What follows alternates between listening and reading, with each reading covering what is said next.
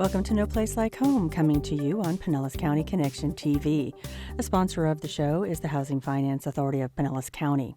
The HFA helps first-time homebuyers in Pinellas, Pasco, and Polk counties achieve their dream of home ownership. Working through a specialized group of lenders, the HFA offers a low rate on its 30-year fixed-rate mortgage and helps with down payment and closing costs, too. Are you a firefighter, policeman, EMT, first responder, or a teacher in Pinellas, Pasco, or Polk County?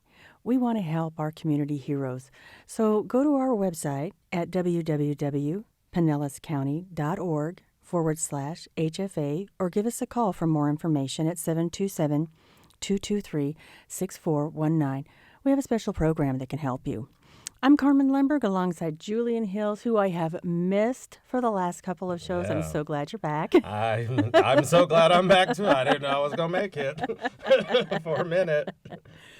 Well, it's September. The kids are going back to school. Can you believe it? Well, you know, the funny part about it is that they went back in August, and I'm like, it feels like school starts earlier every year. I agree. I mean, maybe the summer lasts a week. Well, not weather-wise, but vacation-wise, I feel like maybe but that's another conversation for another time.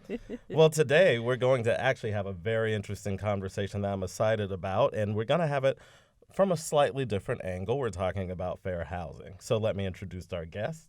Paul Valenti became director of Pinellas County's Office of Human Rights in January of 2012. Before his tenure with Pinellas County, he served as manager of Lee County's Office of Equal Opportunity, a position he assumed in June of 2005. Prior to working for Lee County, Paul worked for the Connecticut Commission on Human Rights and Opportunities. He's a graduate of the University of Connecticut and Quinnipiac University School of Law, and licensed to practice law in Florida and Connecticut, and is admitted before the United States Supreme Court. Mr. Jeffery Lorick, our other guest, currently serves as compliance manager of human rights of Office of Pinellas County, where he has been employed since 2016. He's been a keynote speaker for national and international civil rights conferences on topics such as fair housing, as well as cultural diversity. Mr. Lorick attended Indiana State University. Currently, he provides a safeguard for the civil violation as well as social and economic liberties of the citizens of Pinellas County and surrounding communities. Welcome, gentlemen. Thank you for being here today. And we wanted to explore this from the perspective of an individual selling their home and what they need to look out for. So this whole topic comes about because I got a question. Someone was having their house for sale, and they wanted to know, well, what do they do if someone comes to view the house with a support animal? And we spoke about all different types of animals. You know, is it a small horse, ferrets, maybe a snake, a peacock, a Great Dane? What do people need to know about these issues? The difficulty with the Fair Housing Act is the scope of coverage in the instance you're talking about has a lot of intricacies to it. It could depend on, is there a licensed real estate professional involved in the transaction or the potential sale of the home? It could depend on, is this person advertising, even without the benefit of a real estate professional, if they're engaged in advertising, even advertising to the extent of just making statements in furtherance of trying to sell their house, and then whether or not the Fair Housing Act applies and is invoked, which then in turn would decide what obligations they would have in regard to service and support animals. Oh, my so gosh. We'll hopefully during the course of this conversation kind of suss out all of those factors, and so it could be a very difficult question. Well, let's look at one little part of it. So first of all, are certain animals considered support animals, or are all animals support animals?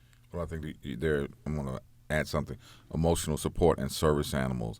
The words is interchangeable, but they have two different roles. Okay. And there are two acceptable service animals by the federal government, and that is a dog and a miniature horse. Okay. For emotional support animals, they don't have that restriction of only having the two. It could basically be anything that provides comfort and support for somebody for their disability. Okay. Oftentimes when the issue of service animal come up, and you mentioned a myriad of different types of animals.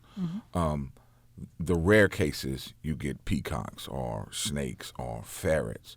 Most folks have a dog or a cat or something like that, and so that kind of complicates the conversation when you deal with I call it unicorns and rainbows. Yes. When you talk about the reality of housing situations, we have to avoid talking about myths and misconceptions, and so that's what we want to clear up today. Exactly. Yeah. Well, very interesting. So I want to ask, does it make a difference if the home is listed through a realtor and is on the MLS, or if the owner is doing a for sale by owner? What if it is a for sale by owner and is listed on the MLS? No, that's a great question, and that spoke to the nuances that we addressed a little bit ago. The scope of coverage of the Fair Housing Act suggests that a single homeowner selling their home without a licensed professional or without the services and benefits of a business engaged in real estate transactions would not be covered by the Fair Housing Act if they're only doing 1 or 2 sales a year of single-family homes. So technically, theoretically, that person wouldn't be covered from application of the Fair Housing Act. The minute they engage the services of a licensed professional, however, and or use the MLS, which is a service of, then the act applies. And so that's why I say, really, in order for a single-family homeowner to not be covered by the Fair Housing Act, what they would almost have to do is not use any licensed professional, not use any service related to real estate, and almost not talk about the fact that they have housing for sale, because that's advertising for which there is no exemption under the Fair Housing Act. And then under those scenarios, how do you sell a home? You can't. So really, the There is no practical exemption. guidance is the act will apply and govern by it. There we go. Now we know. So can anyone claim that an animal is a support animal, or is there a process to go through? And I'm thinking you obviously cannot ask anybody to provide proof that the animal is a support animal or a service animal. Am I right? Well, there is certain documentation that is acceptable. Whether we say that there's 2 questions that can be asked. Are you a person with a disability, and is this animal trained to assist you with that disability? We do not encourage going past that, because then you run into legal trouble and probably will get a call from our office. Well, but Yeah. you can ask those particular questions, and they have to provide that kind of documentation. And the homeowner or seller could ask some additional questions in terms of when they provide that documentation. We often get this with HOAs. They ask the question, can you create the nexus, particularly for an accommodation, if you will, why that particular animal fits that need and why we need to give you that accommodation. But the biggest thing is just avoiding asking intrusive questions that invade people's privacy. Well, and that's why I was thinking that don't ask questions. My husband's disabled, and we have run into problems with people just on a day-to-day basis, treating him differently, saying things to him. It's very offensive, and I've called him on it. And so that also played into part of the show, too, because I start applying some of what we have experienced onto how does this person feel? Something has happened to them. They're with this animal. They're in this situation because of what happened. So give them a break. Right. And so that's kind of, there's 2 sides to this. You can take it to the unicorns and the rainbows. But on the realistic side, most people who don't need a support animal or a service animal aren't going to show up at your house with a ferret or a snake or whatever and try to convince you they have to come into your house, or the horse or a pig or whatever, because that's just not the way it really works. Right. But it just, these things explode in your head when you start questioning them and wanting to make sure that you're allowing people to have access, but at the same time, you still have to think about yourself too. Sure. But that's why, as my colleague Jeffrey was saying, there's some fundamental ground rules. It's our office's obligation to try to teach the public about these. The guideposts that should allow you to smoothly negotiate these types of situations, transactions, right? Jeffrey already alluded to the fact that when it comes to housing, the species of animal that might be of support to a person with disability goes beyond just the miniature horse or the dog, right? Part of the Fair Housing Act suggests that if the person has a readily apparent disability and it's readily apparent what service the animal performs, then you don't ask anything. So the perfect example there would be if a person walks in with dark glasses, the white-tipped cane, a service dog, and a holster with a vest that reads service animal, just from taking in that how they visually appear, readily apparent that is a person with a disability, they're visually impaired, that animal helps them to negotiate the world. So that's the nexus or connection between the animal and the person with the disability and why they need it. You don't ask for anything in that instance. It's perfectly clear on its face what the story is. But as Jeffrey was saying, if it's not readily apparent, it's now the ferret, then there is some questions you can ask. He alluded to them. In the housing context, you can ask for some documentation.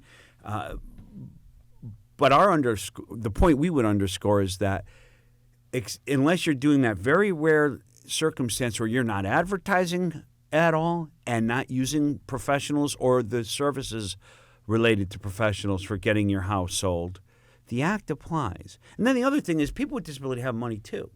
And they have means to afford to buy homes. And why would you preclude a part of the potential market for your home when there's no need to do so? Exactly.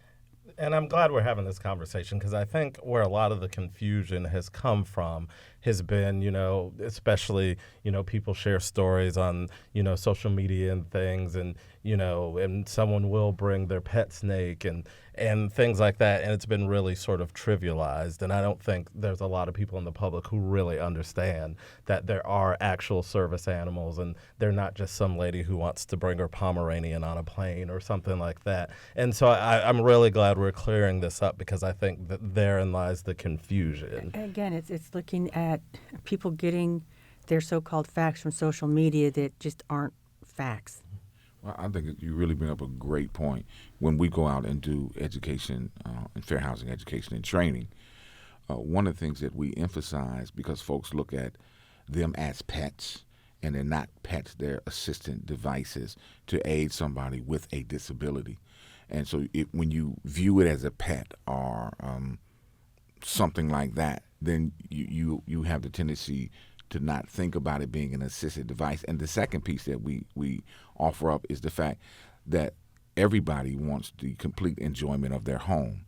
And if a service animal, an emotional support animal, aids them in that ability, why would you want to deny them that basic right? Exactly. Yeah.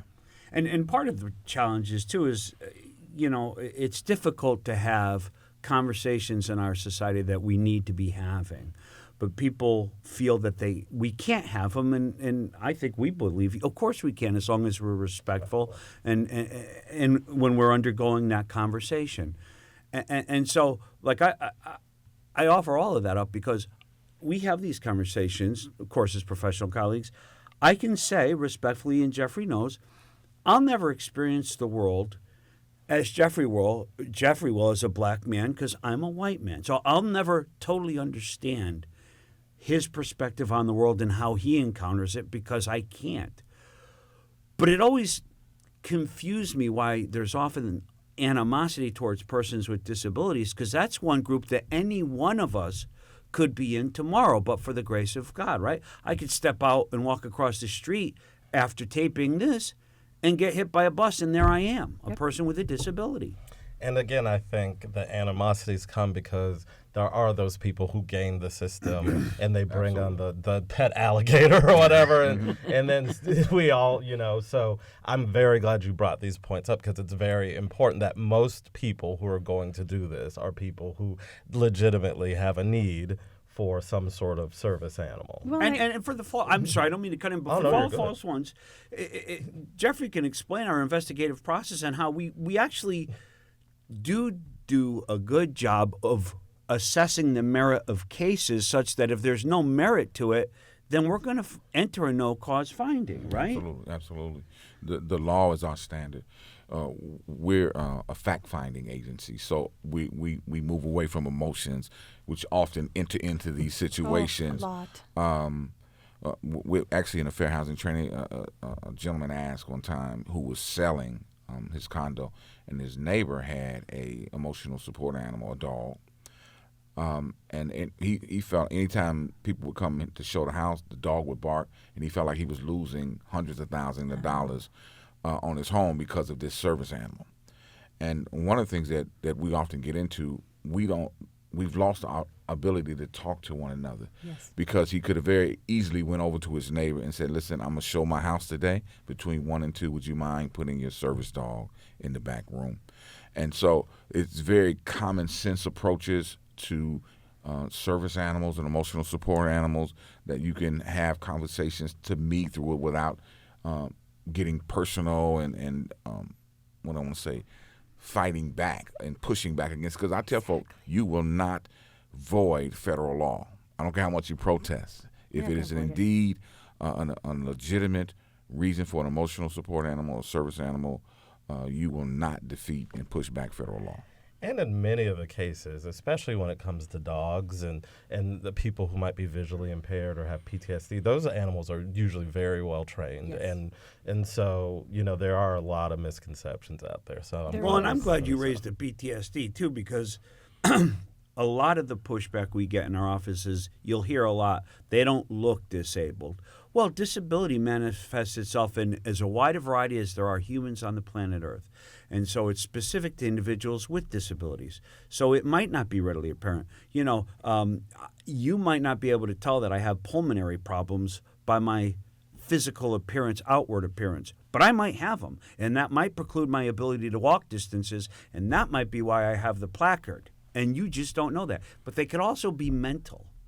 And that doesn't get enough discussion or understanding, It seems. And there historically has been a stigma about mental health issues that makes it even more difficult to discuss. But that also could be a basis, a disability-related basis upon which a person needs a service or support animal. And I'm glad you brought that up, because that is another thing. I mean, especially in this scenario, if someone who looks perfectly healthy comes up to your house, you don't know. And you have no idea what that person's going through. You have no idea what got them to where they are. Mm-hmm. So you don't know if it's mental. I know that there are some diseases out there that don't affect the person 100% of the time, but when an attack comes on, it is absolutely crippling. Mm-hmm. The pain is so horrible, and one minute they could be walking just fine, and the next minute be screaming in agony because the pain is so horrible. But you don't know that. Mm-hmm. And so, like I said, this is why it's so important, because when individuals are selling their home, I think it's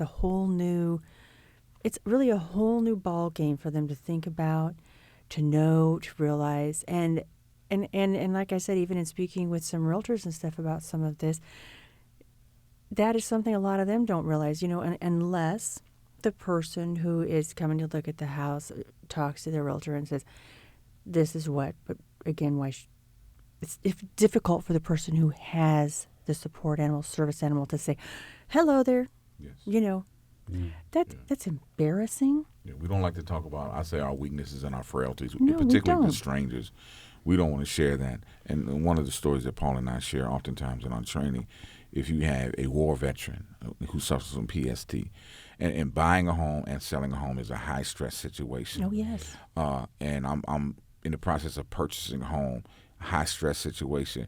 I may show up as a war vet with my ferret because that keeps me calm in the midst of that. And so if I'm in the process of selling a home and I bring a preconceived idea that there is no way that this animal can serve a real need for that person is something we want to avoid from making those assumptions. And that's why it's so important that we're having this conversation today. Yeah. So what are some of the things that you tell people and in anticipation of some of these, situations happening? Well, as Jeffrey indicated, we try to provide the contours of what their rights and responsibilities are. But another thing we try to do is help them to get an understanding that disabilities can manifest in many ways, that they might be physical. I mean, much of the same conversation we've been having here, just to get an educational component out there and an awareness out there. But another thing we like to talk about, and Jeffrey could chime in at any time as well, is we also underscore that to the point you were making earlier about what's the right of the homeowner, there's also a misconception that as a person with a disability, it's somehow carte blanche to wreak havoc. That's not true either. The law clearly doesn't entertain that, correct? Oh, absolutely. And in fact, that's one of the things that we were talking about. It's particularly in a rental situation. If a service animal causes damage to the property, then the property owner can ask for damages and get that. If the animal is out in common areas and may be vicious, that you can make some restrictions in terms of the dog wearing a muzzle. And of course, we know they always have to be on a leash. But the important thing about those accommodations is they have to be based in reality. Yes. Because the breed restrictions go away in terms for persons with a disability. Mm-hmm. And as you know, with dogs particularly, there are biases and perceptions about certain breeds of animals. Under the Fair Housing Law, none of that applies. So they have to be based. And the biggest thing is pet allergies. Folks, what if you have a pet allergy? Most of that doesn't happen in instant contact or a few minute contact. It has to be long exposure to animals. That's a good point. point. So this whole process of education and these conversations are dominating our fair housing training, and is constantly increasing the understanding of the selling community and the buyer community of what their rights are. But to pick up on what Jeffrey was saying earlier, and a strand of conversation we've been having, it's again an example of how as a society we just don't seem to be able to talk to each other anymore, because the situation that he alluded to of I am bringing in a service animal that has dander, and maybe there's a concern, hopefully it's a real one and not contrived to deny the animal, but there's somebody with an allergy. Well, talk. The Fair Housing Act has what they call the interactive process for persons with disabilities. And that's really, ways that lawyers charge $500 an hour to say, people talk to each other and try to come up with a way so that everybody can fully enjoy the housing. You're next door to a person with an allergy and you have a service animal, maybe the next available unit will offer to both of you if one of you wants to move away to ameliorate the situation. Maybe we'll have you vacuum more against the common walls and take some precautions by way of upkeep and cleaning to help the neighbor next door. Air filters. Purifiers, yeah. It doesn't have to be immediately call the lawyers. Our society's just got to the point where it's almost impossible just to have these face-to-face conversations without the animosity coming into effect. And it doesn't matter whether it's a disability or whatever. There's fear on both sides about having these open and honest conversations where if we can just take a deep breath and have them, we could avoid an awful lot of problems. And knowledge and education is the key to that. Well, and so if I may, one of the barriers to communication is just assumptions and biases that we have about how somebody else will come to us in a conversation. And Jeffrey does a class that tries to break those down. And we have a couple minutes if you want to give a Reader's Digest version of what that means and how it poses an impediment to speaking to each other. Well, it really plays well into this conversation because most time when we meet people, we judge them in the first 9 seconds of meeting them. And we make those judgments based on the limited information we have available. Someone shows up with a service animal, then I want to start figuring out, well, what's the animal and what's needed. And 90% of the time when we meet those folks, we're wrong. And so that's what implicit bias is. There are assumptions made about people, groups of people, based on historical practices and interactions with folks. And so if we're not aware of how unconscious bias lingers in the back of our mind and suddenly jumps to the forefront of our mind, most of our interactions can be tainted. And so raising an understanding and awareness of implicit bias is kind of the I want to say the new training, if you will, in terms of D&I issues. But we have found it to be very, very impactful, particularly in the area of housing. We did it last year at our Fair Housing Consortium event. We presented implicit bias training, and the way it was received by an audience largely of realtors, housing providers, maintenance people who encounter the residents on an everyday basis. And so that's a real important part of understanding this whole issue of diversity, service, and emotional support. And don't let our biases color. And I'm sorry to jump in on you, but to me, an irony about when we discuss implicit bias training is there's an implicit bias that some folks bring when they even hear that phrase, that this is going to be a guilt-shaming exercise, or some one segment of our society is going to be held to account. And that's not what this is about. Jeffrey does it far better than I, but everybody has implicit biases, right? It cuts across religions, races, creeds, national origins. Yeah. And when the folks, everything, because we're human. When folks hear the word bias, that, oh, you're trying to say I have biases. We all have biases. It doesn't make you a bad person. It just merely makes you human. Exactly. And I think that is a very, very interesting point, and I think it really frames the conversation, because I think that, before we start putting baggage on all these people that we see and whatever, we have to realize that we're talking about housing. So what we're basically talking about is people's need and for access to safe and fair housing, and then we start from there and realize I think that's what most, if not all, people generally want. It's universal need. Safe housing, I mean, that's a universal need. And the full enjoyment of your home. Exactly. Yeah. Being able to have a comfort level in your home, that if I suffer from epilepsy and I have an animal who can let me know before I actually go into a seizure and alert me, and for folks to push back on that and have a problem with that, it really affects the quality of life for a person. It does. And then to put on top of that, I have this disability, and on top of that, I have to fight against people who have perceptions that somehow this isn't a warranted accommodation. Well, that's why I wanted you guys to talk. It's from a different perspective, and it's so vital to hear this stuff and get it out to people. And I hope people hear this, and I hope it helps them understand. And I hope they contact you. Well, and to that point, right? What's our contact information? You put me on the spot. Don't put me on the spot. I was about to put him on the spot. I'm glad. But yes, they can look you up online, I'm sure. Absolutely. We're on the county's website under Human Rights, and our main phone line is 727-464-4880. Jeffrey and I are happy to help explain our understanding of the Fair Housing Act. We do education and trainings throughout Pinellas County. We'll go outside of the county, quite candidly, but let's be easy on that. Because we believe in the importance of fair housing rights and civil rights generally. How much do we charge? Zero. We don't charge for this. So Very realtors' affordable. offices, the Pinellas Realtors graciously invites us to their office every month to train their new licensees on fair housing issues. The point is, we can't be your lawyer. We can't give you legal advice, but we could certainly help you understand our understanding of the fair housing laws. Awesome. And anybody who believes that their rights are being violated can reach out to us through our website, our homepage, and fill out a complaint form online, or call us or come to our office. Thanks. I skipped an important part. Absolutely. People whose rights, they believe their rights have been violated, by all means, they need to contact our office. Well, this was a great, very important topic, and I'd like to thank Paul Valenti and Jeffrey Lorick with the Pinellas County Office of Human Rights for joining us today.